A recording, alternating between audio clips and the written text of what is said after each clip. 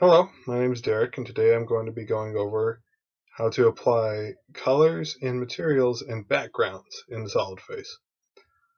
Alright, so if I want to change my background colors, I can simply navigate over to the bottom left side of the screen to this gear button right here, and that's General Configuration. So if I hit that, another button window pops up. Now, in order to change the background color, I select the Colors button, at which point the color configuration window will pop up. From here you can change all different types of colors used by the system: background, passive assembly, visible edge, and the list goes on and on.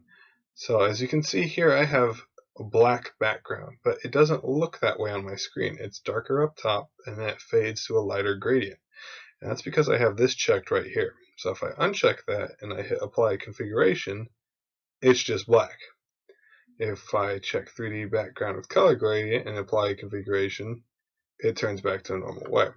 Now you can also choose light background, dark background, and black background. I have black background selected, dark background, light background.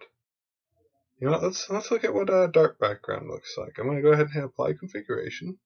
That's a little bright for me, so I'm going to click on background. I'm going to define the color of selected entities.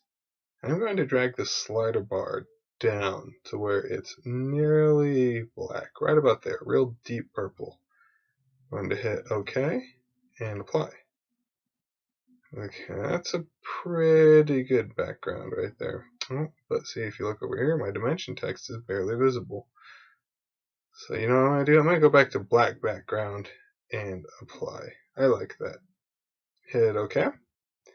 And there you go. Now if you want to apply a color or a material to a solid body, navigate to the top of the page, and right here it says color material with a depiction of a paint bucket. And go ahead and click that and that'll open up the color density and material properties window. So from here you can choose a material, you can choose a color. If you click on that color button, the color window will come up, allowing you to select a custom color.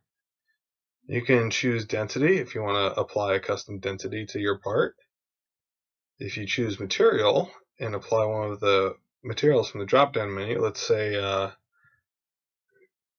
how about cast iron, and you click this drop down menu, you can see the color, density, and all the different engineering properties of that material. So I'm going to hit cast iron, I'm going to hit apply, I'm going to hit OK, I'm going to select my part, and I'm going to hit enter. As you can see, the color changed to represent the material that I chose. So I can also go in here and edit it and change the material. Let's say instead of cast iron, I want thermoplastic resin. I hit OK and enter again. Now we can see it's gone to a white color representative of thermoplastic resin. And that is how you select color and material properties as well as your background colors in SolidFace. Thanks for watching.